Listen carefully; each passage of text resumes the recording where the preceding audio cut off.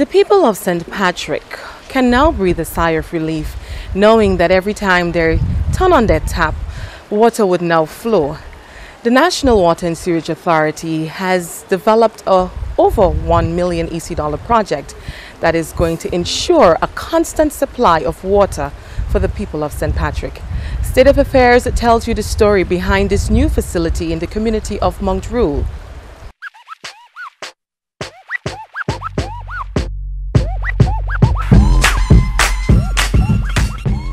St. Patrick's, situated in the northern part of Grenada and rich in history, with an estimated population of 10,000 according to the 2001 National Census of Grenada.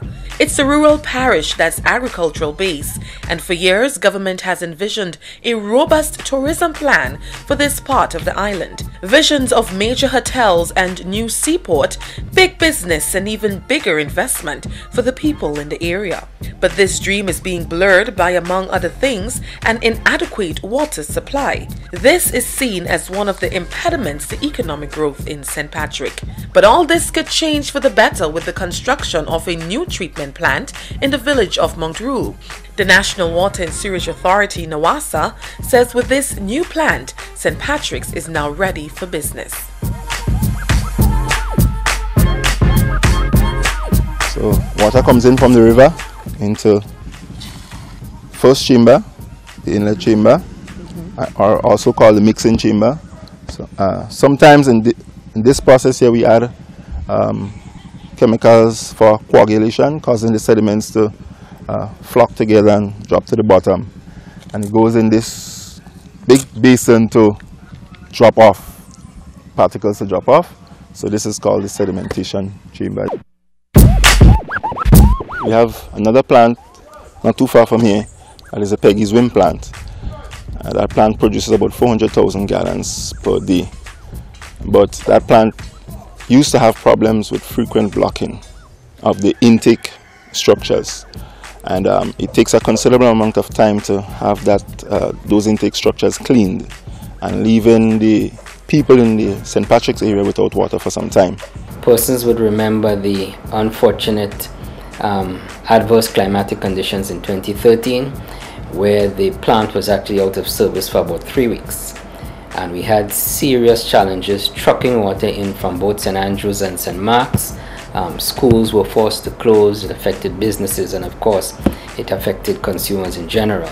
So we made the decision at that point to prioritize this plant, as I said, from a redundancy standpoint, so at least now we have 2 production sources in the parish. This is the first time in 20 years NAWASA has undertaken a project of this magnitude.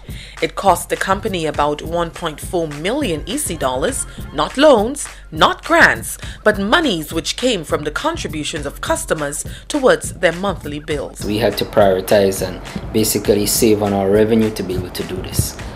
But it was that important that we couldn't wait for external financing to do it. We felt we needed to go ahead and accomplish it so that we would be able to ensure a consistent supply in the area. What we call slow sand filtration.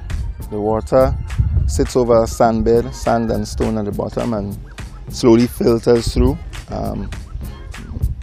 Some scientific things happen with bacteria that remains on the sand bed called smoochdecke. It's a German word. This bacteria kills other bacteria in the water, and also there's some other processes of absorption and adsorption where other particles sticks to the sand as it filters through. It goes through the sand, goes through a canal in the bottom and enters into the outlet chambers, or also called the equilibrium chambers, on the outside close to the road.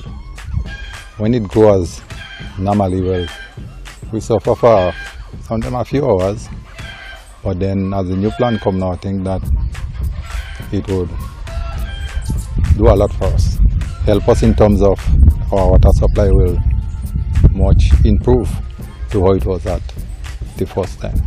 I'm hoping it should be. The Keith Mitchell-led administration has consistently advocated a vision for St. Patrick's that includes major developments for the town of Sauteurs. A new seaport, road network improvements, and developments in the tourism experience are all part of that vision. A frequent flow of water is a part of this ambitious plan.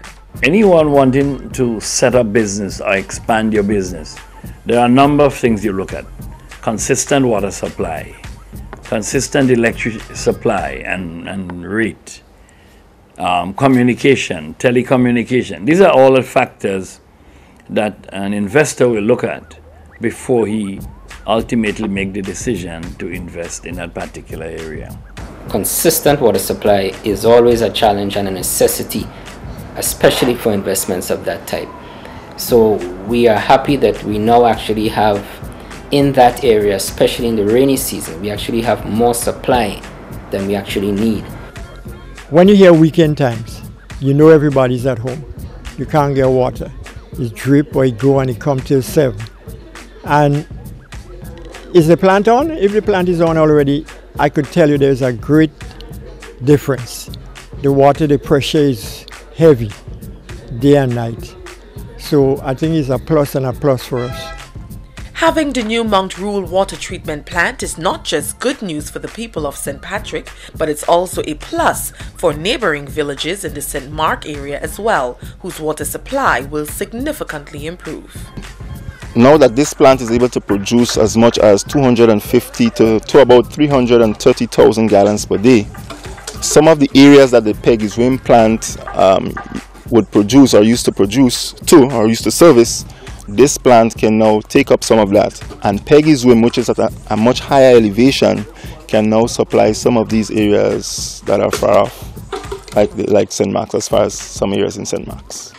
NAWASA has come through for the people of St. Patrick, who were crying out for a consistent flow of water in their taps. Now, with the new Mount Reuil water treatment plant, the parish is positioning itself to move to the next economic level. For State of Affairs, I am Abigail McIntyre.